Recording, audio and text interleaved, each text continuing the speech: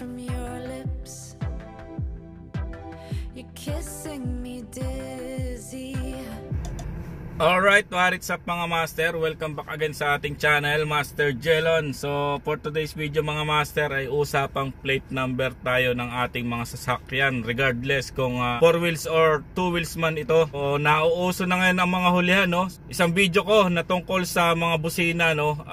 Ayun, marami nang nahuli na nagpalit or nag-modified ng mga busina na hindi pasok sa memo ng LTO.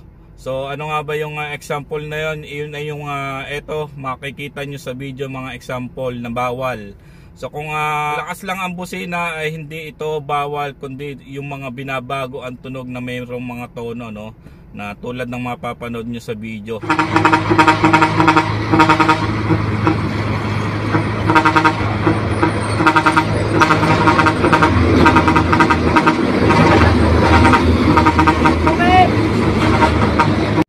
So yun nga, usapang plate number tayo mga master. So ang nakita nyo sa ating intro ay yung mga example ng plate number na bawal.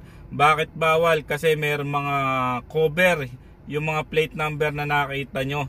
At yung cover na sinasabi ko mga master ay yung transparent na nilalagay natin sa mga plate number. So bawal yun mga master. At ang kaukulang penalty kapag nahuli ka ng ganitong may cover ang inyong mga plate number ay 5,000. So napakalaking bagay or napakalaking pera din ito pag kayo ay nahuli. Kaya ayun, iwas na lang sa mga ganitong violation. So hindi ito standard at based sa memo ng LTO ito ay pinagbabawal dahil pwedeng maging non-readable plate number or modified plate number, no? So kung kayo ay may planong maglagay ng mga cover sa mga inyong plate number ay huwag niyo nang gawin kasi ayun nga, maraming pinatutupad na ang ating mga enforcer o mga tagapagpatupad na tungkol nga sa mga pagbabago, no? So ilang mga master, ito ay matagal ng memo at ayun, nagpapa-implement na sila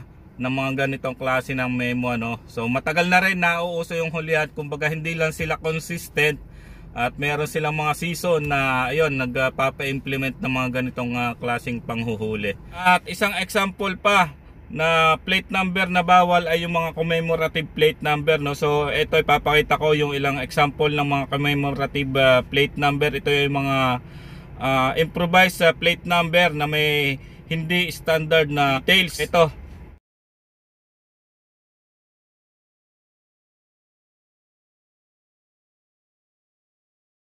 So bawal yan kapag hindi kayo or walang permit ng LTO yung mga ganyang plate number. So kung kayo ay maglalagay ng ganyang klaseng plate number na tinatawag na commemorative plate number, ay hinihingan pa ito ng permit sa ahensya ng LTO, ano? Meron itong duration na pwede lang payagan ni LTO yung permit niya na 1 to 2 months or depende sa kung ilang buwan or taon ninyong gagamitin yung commemorative plate number, ay doon nyo lang pwedeng gamitin.